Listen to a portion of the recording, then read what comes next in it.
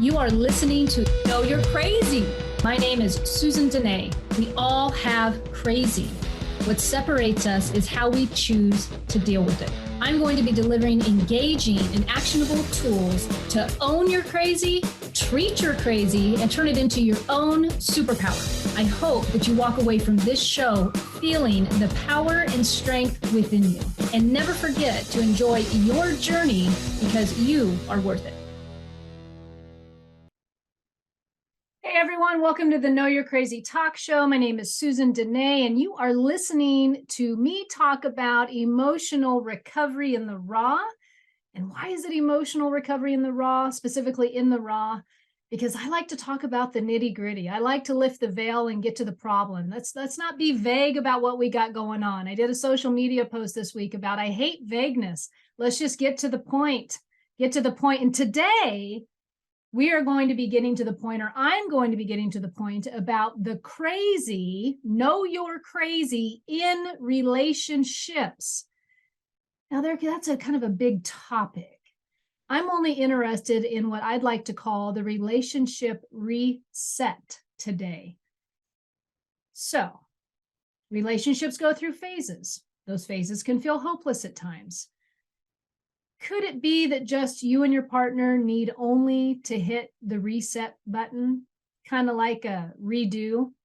You might be thinking, well, that sounds great, but how do I do that?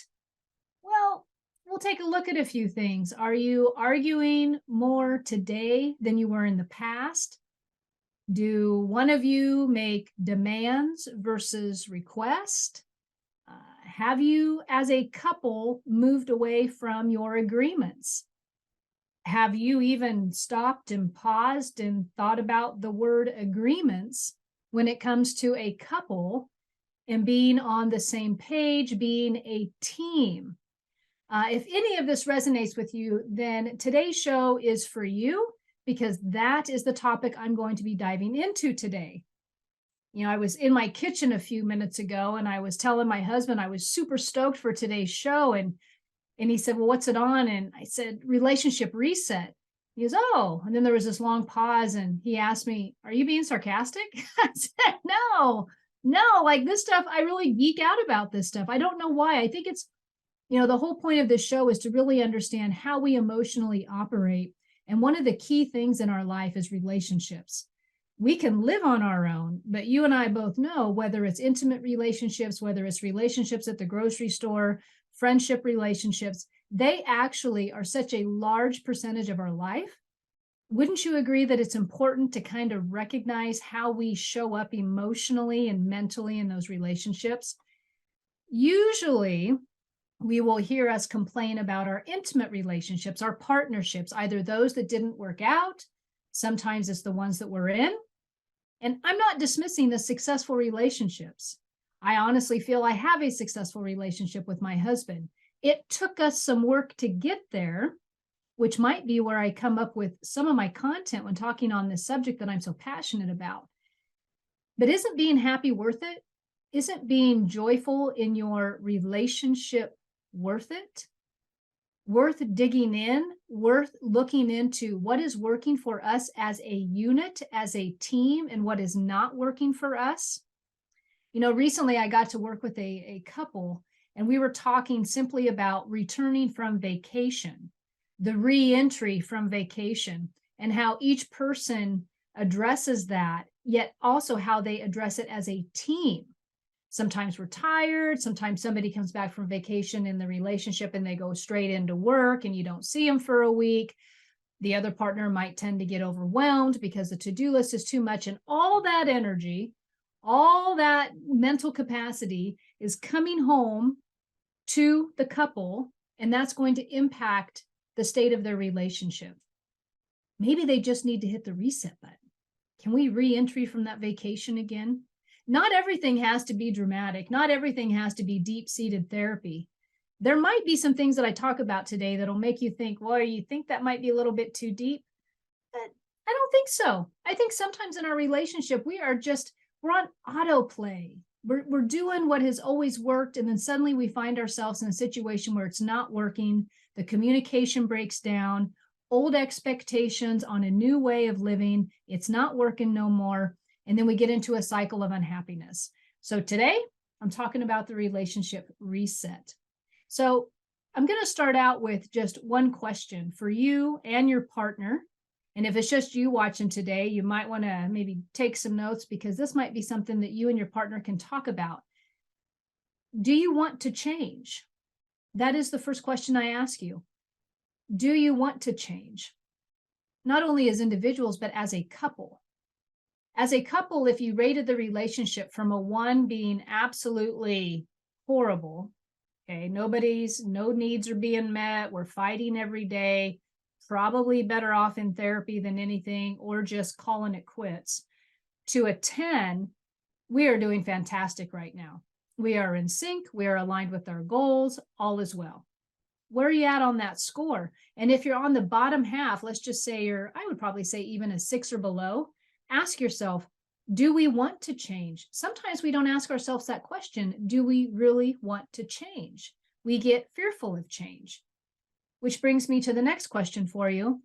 What are your beliefs behind whether people can change or not?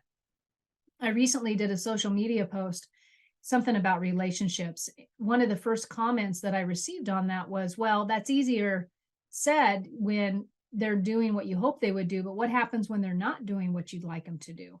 They keep promising change, but they're not changing. I would ask you to take a look at your definition of change and your beliefs behind change.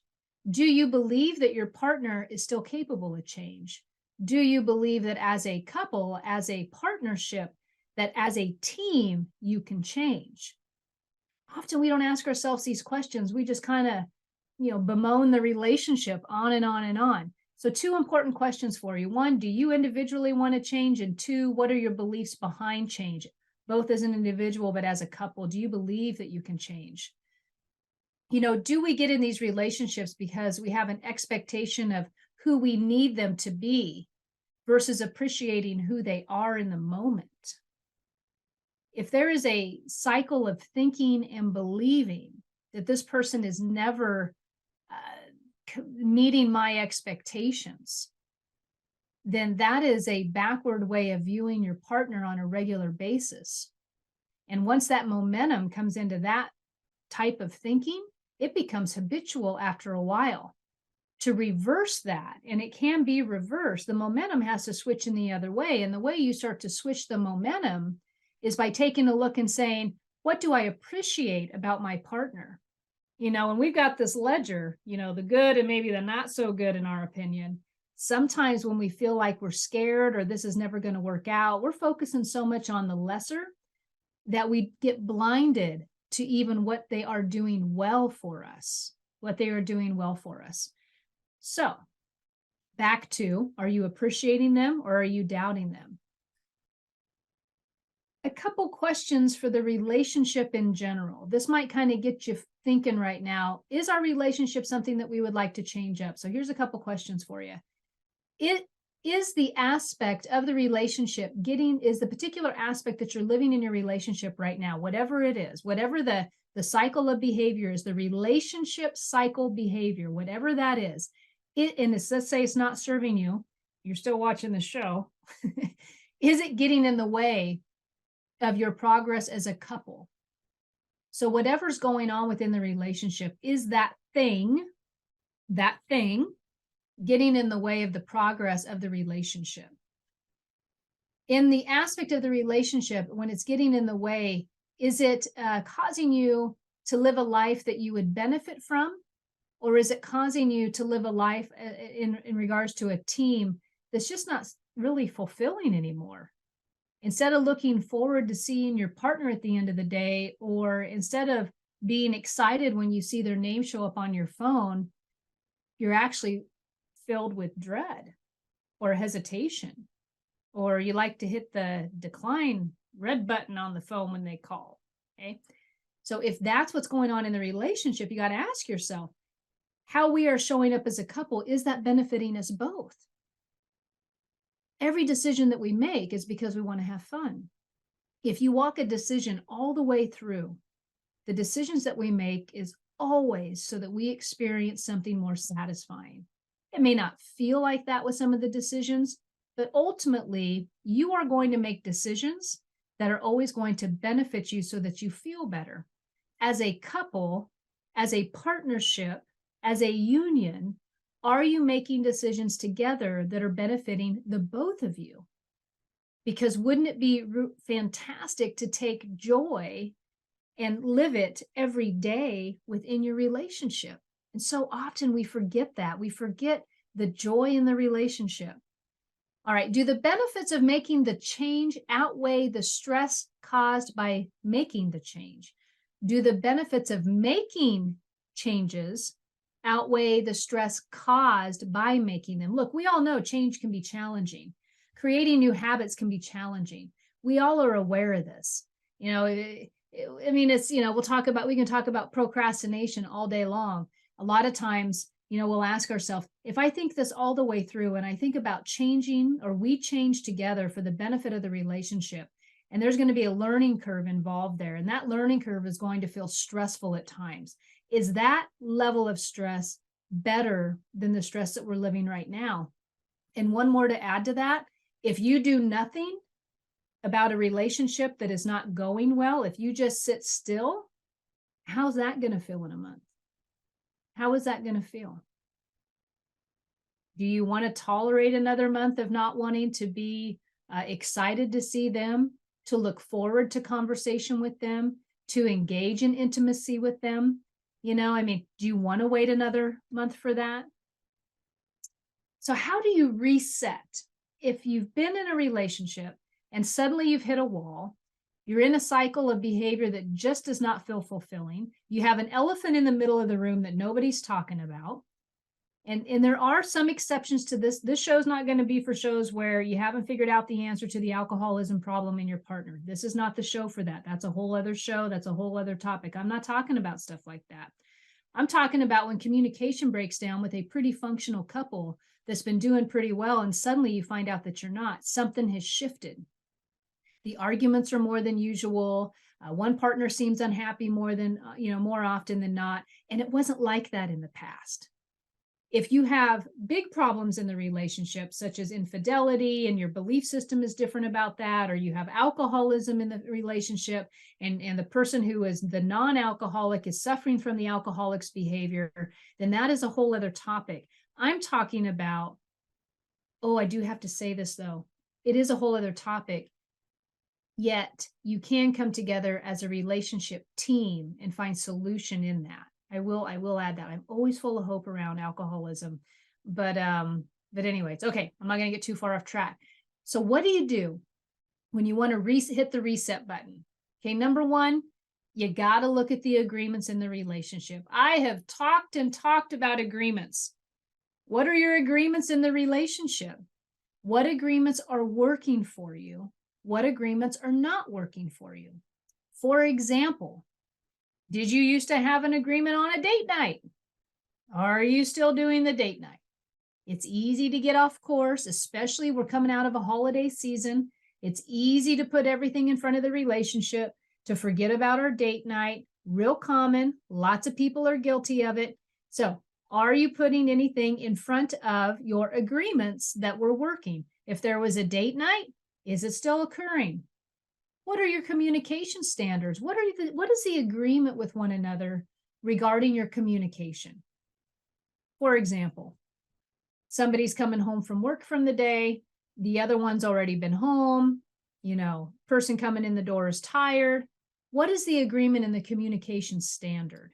Do you know what I'm getting at? So is it expected that whoever's coming through the door right away is meant to engage and be happy, or can the other person give them some space so that they can adjust to the home after coming home from a long day? Timing is everything when it comes to communication. My husband and I have an agreement that there are no serious talks after 8 o'clock in the evening. We get tired early. We have learned the hard way. Tough conversations at night, wrong timing, because when you are tired, You tend to be angry easier. And if it's a sensitive topic, which could be anything from finances to kids, if you're a blended family, you could talk about the exes of the parent of the kid, the ex, anything intense. We have an agreement. We don't talk about that at night. That can be tabled. If one of us has an urge that we want to talk about something, we just hold it and we talk about it the next day. That's an agreement that we have. Do you have agreements in regards to your communication with your partner that you have gotten away from? And then the last one I would really throw out there is, what is your agreement together about nurturing your relationship? How are you nurturing the relationship? Are you being kind to the relationship? And yes, this will mean, are you being kind to one another? But if we take the relationship and we say the relationship as a whole has its own energy, are we being kind to the relationship? How are we nurturing the relationship? Are we taking time out so that we can spend time together? Or are we so busy all the time that the relationship is put on the back burner? Anyone who's having problems in their relationship, I like to ask them, how much time are you spending on it per week? As you know, what we focus on grows. And if we're focused in other areas and the relationship is suffering, you will get feedback because there will be a lot of tension. Ask yourself, what is the agreement between you and your partner in regards to nurturing the relationship? All right. The next one I've got, I'm going to talk about communication patterns. Kind of played off a little bit of the communication standards, but we get into a habitual way of communicating in our relationship, and those habits become patterns. And before you know it, we're showing up and behaving in ways that no longer serves us individually, and it definitely doesn't serve the relationship as a whole. And so what are the communication patterns, and how do you each deal with conflict in the relationship? Okay, you've got conflict in the relationship. How do you deal with it? I'm going to back up a little bit simply to talk a little bit about personality traits, because the personality traits that we each bring into the relationship will absolutely impact how we each communicate. Many times, the breakdown of a relationship, it's not necessarily the lack of nurturing, it's the inability to communicate. Wouldn't you agree, if there was effective communication, nurturing wouldn't be an issue? Missing date night wouldn't be an issue if there was effective communication. What gets in the way of communication? What gets in the way of effective communication? Often it's a personality communication standard that's no longer working. Anyone who's been listening to me for a while, I like to keep it real simple. You've got two primary emotional responses to life. And I'm going to say these are primary emotional responses when under stress. The first emotional response is what I like to call the bulldozer. We are demanding. We can be out loud, passive aggressive. We've been told that we are intimidating. Okay. We're kind of bullies when we go there. And when we become overwhelmed, or we become stressed out, or we become unhappy in a relationship, quite frankly, we're jerks and we're out loud with that communication. The second emotional response that can dominate someone is what I like to call the doormat. And the doormat internalizes everything, afraid to really call out what they see as being disappointing with the other partner. They're more of a, let me explain my position about everything, where the bulldozer is going to be like, I don't want to hear it. I just want it changed. So they're impatient, where the doormat's going to be more of an explainer because they're feeling overly responsible for whatever's going on. And they're not addressing the issue. It's that thing, they'll talk all the way around it, but they won't get to the issue for fear of hurting the other person, or, primarily that's it. So they'll avoid the issue, or they're fearful of conflict. The bulldozer thrives on conflict. when looking at the communication patterns within the relationship, it's a good idea to kind of identify which one you each are. If you've got two doormats in the relationship, then there's probably a lot of stuff going on that's not being addressed specifically, and nobody's even really communicating that it's a bad thing or that nobody's happy. It's just complete silence. The communication is completely broken down. If you've got a situation where there's two bulldozers, you've probably got a lot of outward yelling and screaming. And then third one is if you got a bulldozer and a doormat, well, now you've got a situation where one overly demands, overly addresses, and the other one starts receding and afraid to communicate. And the more that this one becomes intimidating, the more that the doormat pulls in. Look at the personality traits, because when we start getting into communication patterns and we want to talk about a reset, how do we reset? The first thing that we're going to talk about is addressing the behaviors, because the behaviors are what's going to lead you to a successful reset.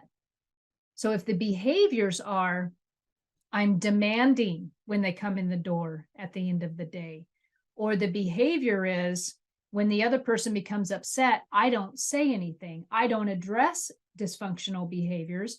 I don't even know how to communicate. And the words are, I shut down. Neither partner in either situation is serving the relationship, nor are they serving one another. You hear me? Because the bulldozer needs to have communication and needs behaviors addressed. And the doormat is like the best person to do that because they're the loving spouse. And reverse, if somebody's overly demanding or they're overly intimidating, they're not allowing or they're not hearing the other one that would need to communicate. So there can be a breakdown in the pattern. And what happens is one ends up very justified and all this, and the other one just never really kind of communicates what they need in the relationship. And so we look at the behaviors when it comes to the personality traits to kind of almost like diagnose a couple symptoms. As a couple, when you hit the reset button, it's almost like identifying, oh yeah, my bulldozer's been out of control. When I find myself being passive aggressive, or I find myself being overly demanding, then a lot of times if I look at the relationship as a whole and I do an inventory of the prior weeks, sometimes it's just 1 week, I can usually say, yeah, things haven't felt good. Things have not felt loving. I have not felt encouraging of my partner. I have not felt compassionate towards my partner. Maybe you had a bad deal at work. Maybe you had a personal experience that set you off. And that's where the reset comes in. That's where we get to come back to our partners and say, you know, I'd really like to have a redo on this. These last few weeks have been really overwhelming for me. I've been barking and demanding and falling back on my old personality traits. I really want to change that up. That's where the communication comes in. The same with the doormat. If the doormat has had overwhelmed in the personal life or different things going on, and they're not communicating in the relationship to let the partner know what's going on within them, they can feel very standoffish and very isolated to the other partner. If that's been going on for a week or two, it's nice always to take a step back and say, you know what, I've really got some stuff going on right now personally, and I just need to let you know it's nothing to do with you, but I'm really struggling right now. And open up the doors of communication. First clue, take a look at what the personality traits are. And remember, we've all got a little bit in us. We've all got some we've all got some doormat, we've all got some bulldozer, but usually there's a dominating one. And it's just a good idea to get a look at that, especially when it comes to how those personality traits are impacting the relationship as a whole. Okay, what's next? Once you start identifying the behaviors, once you start getting to the bottom of what's kind of been going on, we'd really like to hit the redo button. We'd really like to do a reset. It's nice to kind of, as a couple, come together and identify what are each other's needs in the relationship. Because if the relationship is looking for a redo, if the relationship is looking for a reset, if both partners are somewhat frustrated, if both partners are kind of on edge a lot, most of the time there's been a denial of needs for the individual and the relationship as a whole. For example, when as individuals you start to become more aware of what your needs are in a relationship, you'll be able to not only identify what need it is that you need met, but you'll be able to ask for what you need. Okay. What are some different needs that might need to be met in a relationship? Affection. Easy one, right? Maybe. Emotional support. Affirmations. When's the last time you complimented your partner? Attention. Simple eye contact. Simple, how was your day? Sitting down and making eye contact with your partner and truly listening to them. Truly listening to them. You know, one of the things that can happen in a relationship, and this can also go outside of the home, but are you a defensive listener? When someone is talking to you, are you wondering when they're going to shut up so that you can get your feedback in? Are you trying to figure out how to fix their problem? Or are you being emotionally supportive and truly listening to them? Truly listening to them. Defensive listening might also appear as judgment in between your ears that's not being shared openly, to where you are judging them for what they are saying. And really all you want to do is tell them how to fix it. So as soon as they get done talking, instead of asking them a few things, you decide to tell them how to fix it. Well, why don't you just do this? Well, why don't you go do that? Did you try this? And as in a relationship, that's not always what's needed in a relationship. How often have you heard, I just want to be heard. I just want to be listened to. So defensive listening might be something that's going on in your relationship, and that's on both personality sides. That can show up anywhere. It can show up in silent judgment, and it can show up in angry outburst also. When we become critical of our partner and how they live their lives, that is a red flag for the relationship. That means that when you come home for the day and you walk in that door, if you are judging your partner more than you are encouraging your partner, you've got a red flag going on in that relationship. Somewhere along the line, the communication patterns have broken down so much that you have become critical of the person that you have decided to spend the majority of your hours per week with, and now it's no longer enjoyable for you. And if you are judging your partner and it's gone to the point of dreading being around them or hesitating when you walk in the door, or, an old saying, walking on eggshells around them, if one of you are going through that, newsflash, you both are, because all that gets perceived. We think we're secrets. We ain't no secrets. We ain't no secrets. Our partners know what's going on with us. And yet sometimes we just ain't going to talk about it. We're just not going to talk about it. We're just going to keep acting like nothing's wrong here. So if you've got judgment and criticism going on in your relationship, then I got to tell you, there's a red flag. There is a red flag.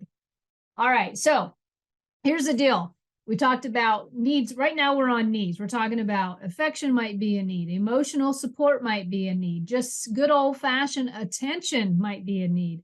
Affirmations. When's the last time you complimented your partner genuinely? And after I come back from break, I'm going to go into another 4 or 5 needs to talk about how those are being represented in the relationship.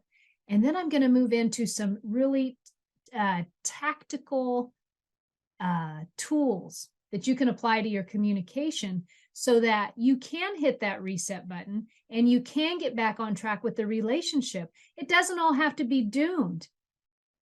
It doesn't all have to be doomed. All right, so we will be back shortly. If you are in a relationship and you would love some relationship coaching, don't hesitate to reach out to me at susandenee.com. I am taking new client applications as we speak for that. 2023 is around the corner. We are all excited maybe to do that beginning of the year motivation. This would be a great way to do that for you. Also, I am doing a couple free coaching sessions this week. One is on Thursday at 12 p.m. For high performance coaching in regards to clarity, productivity, and courage. And then on Friday, I'm doing another free coaching session, preparation for 2023. Let's break it down. Let's write down some goals. Let's take an inventory of what's worked and what's not worked. And I'll be coaching individuals through that. Both sessions are free this week. If you are interested, email me at growthspurt@susandenee.com, and that email address is also found on my website. All right, be back.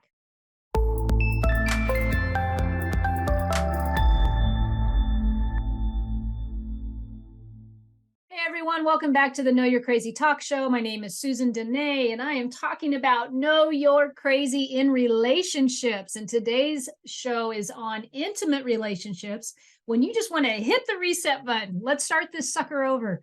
What was that? God, what am I thinking of? The button, the red button? I can't remember. I need a red button, relationship red button to hit. Let's hit reset and just redo. In the first half of the show, what I've been going over is, let's take a look at one, what are your definitions of change individually and as a couple? Do you still have faith that the relationship can change for the better? A nice reminder that everything we do because it's going to feel better. That's the reason, that's the motive. I mean, everything you do. If you drive to the grocery store and you take one particular path, it's because you think it's going to be faster maybe, or you like the scenery. Every decision that you make is because you want to feel better doing it. Remember that when it comes to the relationship that you're engaged in. The whole reason you two got together was because it was fun and it was exciting and maybe you were sexually attracted to each other. I mean, what was the why? Remember why. The reason that you got together was to have fun. As a relationship and as a couple, if you have gone off the charts, if you've gone dark, is it time to reset? Do you believe that the relationship still has an opportunity to change and come together as a team to take it to the next level? So the question was, what do I do? Like, okay, all right, we want to reset. Okay, sounds great. What do I do? What do we do? Well, the first thing is you got to take a look at the agreements as a relationship that you are making or have made. You may not have necessarily put pen to paper and said, these are the agreements we've got. But you've made agreements. Like a baby example of an agreement is somebody likes the dishes washed and the other person likes to do the laundry. And we've just got this agreement that one person does this and the other person does this. There might be an agreement in the relationship that there's no swearing when we get into arguments. There might be an agreement in the relationship that there's no threatening of ultimatums, that the relationship is over when we fight. Whatever the agreements are, the core agreements that have served the relationship well, those are also the same agreements that we will negotiate when we go dark in a relationship and suddenly all the old icky stuff comes out. Realign with your agreements as a couple. Are we serving our agreements still? A lot of times you'll find that you're not. How do we restart that? And that's when we get into, am I looking at my partner with appreciation or am I judging my partner on a regular basis? What else did I talk about that first half? Oh, understanding the personality, the core personality, emotional responses of each partner is key, in my opinion. Which one's the bulldozer? Which one's the doormat? Or do you got two bulldozers? Is there tons of screaming and yelling at each other? And maybe you like it when it's passionate, and suddenly it no longer serves. The neighbors are complaining. I don't know. Maybe one's a doormat and one's a bulldozer. So one's like overbearing and intimidating and accusatory and blah, blah, blah. And the other one's the doormat. They're pulling in and they're afraid to have a voice and they're easily overwhelmed and they don't know how to communicate. They use words like, I just shut down. Identify what's going on with each person's individual personality, emotional core responses, because those emotional core responses are absolutely present when the relationship goes a little bit off. It goes dark, like I would like to say, right? Why do we look at those? We look at those because those are representative of our behaviors in a relationship that are not serving the relationship. It's kind of like we've taken the behavior to an extreme. Why do we take behaviors to extreme in relationships? Simply because we're scared. We're scared we're not going to get a need met. We're scared that we're going to lose something that we have. Ultimately, you know, that whole thing about making decisions because we want to be happy. Remember that whole thing? Well, we get scared that maybe I made a mistake. Maybe I'm not supposed to be here. We get scared that if this other person never changes, I don't know how I'm going to stay in this. And so when we get that full of fear, those personality, emotional responses that dominate when we are in fear, it's a whole reason to know them. We got to become aware of the behaviors that are impacting the relationship. So as a team, there's also acknowledgement around how we show up when we're scared. I could do a whole other show on that, but I'll keep it short. I'll reel it in because there's a whole lot to be said about acknowledging your partner and understanding how they operate. I mean, it's just a whole thing. But anyway, I'll stop. Okay. That's why I said I geek out about this stuff. I love talking about relationship reset, relationship rehab. I mean, I'm passionate about it because I believe all relationships have a chance of success, of pure joy and happiness for each individual if the communication patterns are in place, if there's a willingness to change, if there's a desire to look within, not only individual, but look within your relationship as a team. You are in a partnership. Don't forget that. You are in a partnership. Two are stronger than one. If you're losing hope today, I hope this is inspiring for you because there's always opportunity. There's always opportunity if you're willing to look at it. If you're willing to know you're crazy, there's opportunity. Okay. All right. Okay. So I went to break and I had like 4 needs I went through. I had just started in on what are the partner's needs and your needs. So our partners have needs and we have needs in relationships. We don't always identify what the needs are. We've got basic needs, roof over our head, bills get paid, that type of thing. And then I was going into a list of needs. I listed off affection might be a need, emotional support might be a need, affirmations, complimenting our partner. How many times do we love to hear affirmations? How many times have you complimented your partner this week, for example? Have you truly recognized their greatness? That greatness that you recognize in them. Are you keeping that present in your mind? Conversation. How often do we need stimulating conversation in a relationship? This is also for the relationships who have been around for a while, or you're in a relationship, a committed relationship, and it's been a while, and let's just say you're in your 40s or 50s. Game changes when you're in a relationship in your 40s or 50s versus when you're in your, late teens and 20s, because your needs have expanded and your needs have changed, and you probably got more deal breakers on the table. Bottom line is, sometimes stimulating conversation is an absolute necessity in a relationship for 2 adults to join in and enjoy one another's company, to enjoy one another's company. Stimulating conversation is absolutely needed. How is the conversation between you and your partner? Are you finding new things to talk about, or is it just what's on TV tonight, right? Encouragement. Is there a need for encouragement? It's not that I'm dependent on my husband to make me feel good. It's not that if he doesn't encourage me that I'm lost in, self-pity. But boy, it sure is nice to know that he's in my corner when I'm doing what I'm doing. And it probably feels good for him that I encourage him and I'm in his corner too. And so remember, you're a team. Would you lift your teammate up or would you tear him down?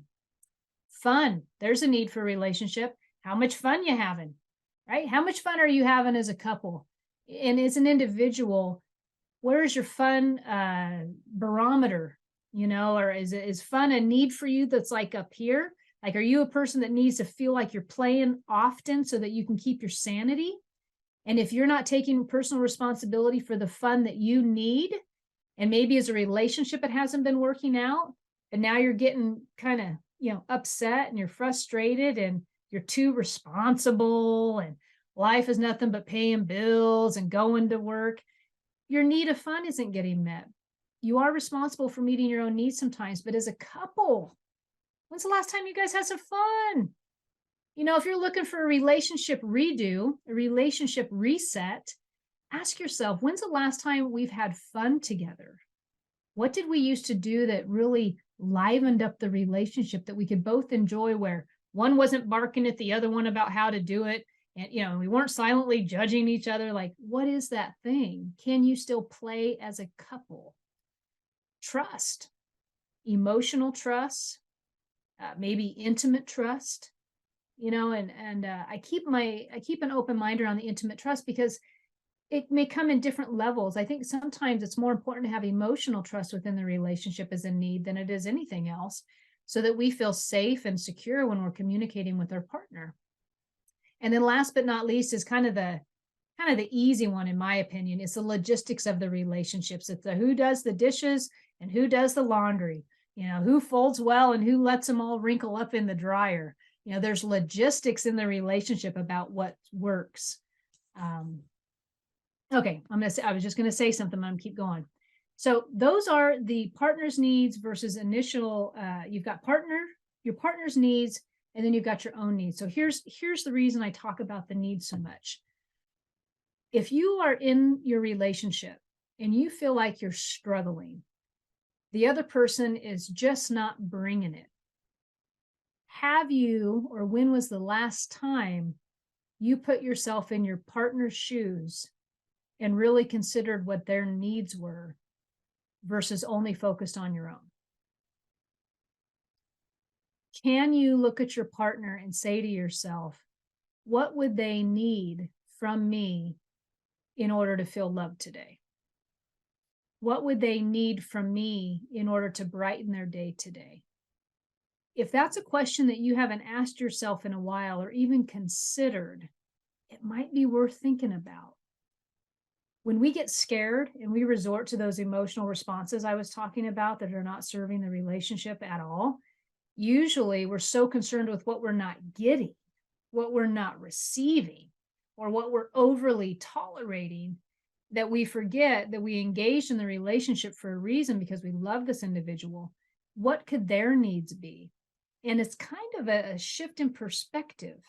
If you're going to hit the reset button on the relationship and you've both come to an agreement about that, and you both believe that change is still possible, then focus on your partner's needs instead of your own a little bit.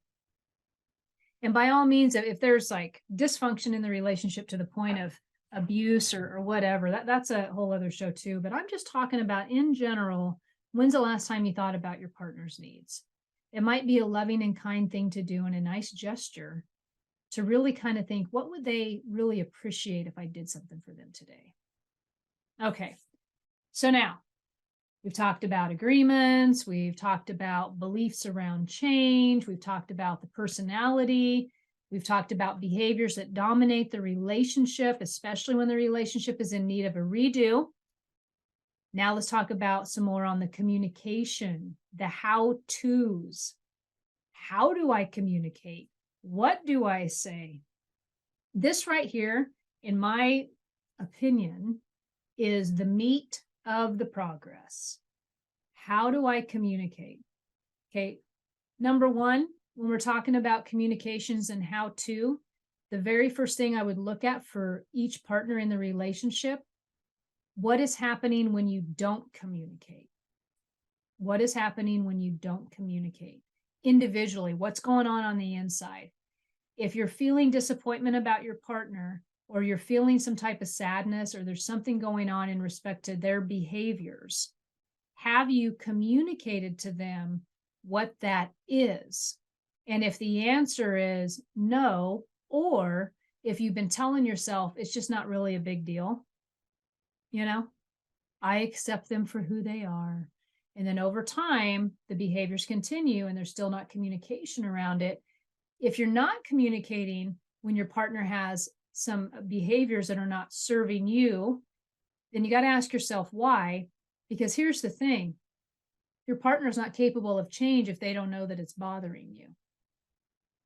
If you end a relationship before effectively communicating to them how you are being impacted by their behaviors, then you got a big part in that.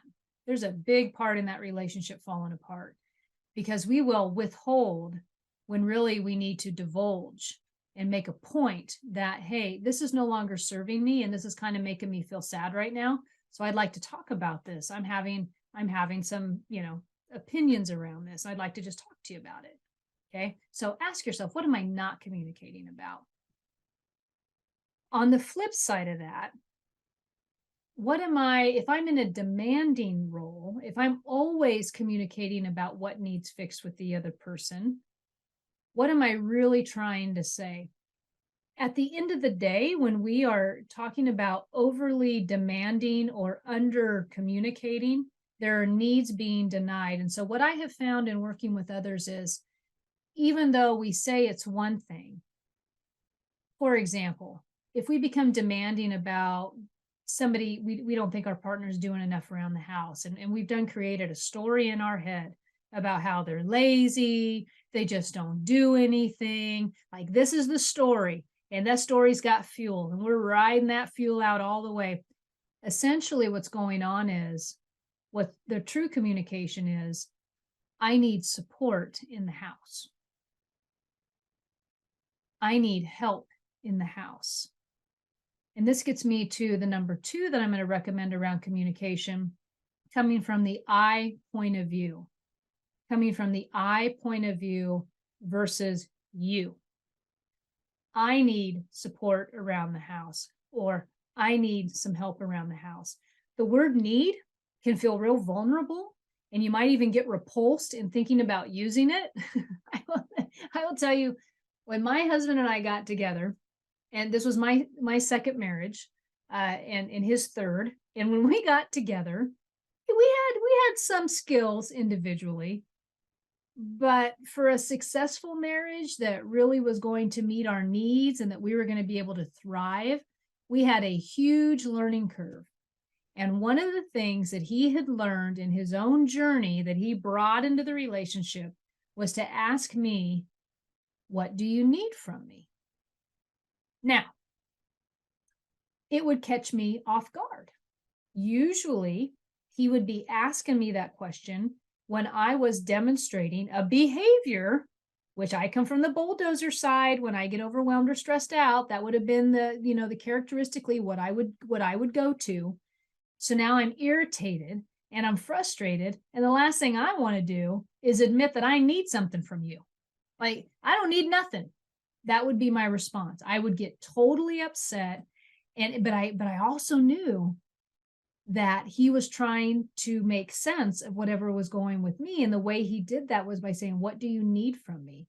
Oh my goodness. We went rounds about this question, and we finally came to a conclusion around it. The point is, when we are agitated or when our relationship is in the crux of needing a redo or a reset, ultimately there are some needs that need to be met. And I would encourage both partners, if you want to elevate the relationship, to ask yourselves, what are my needs in the relationship? Have they changed over the duration of the relationship? If you've been together for a long time, and I think I was talking on a video not too long ago that, yeah, we're fine. We're fine. We're good. Yeah. Yeah, it's great. We go to work and we come home and, yeah, we're fine. But we're not ecstatic. Our relationship isn't through the roof.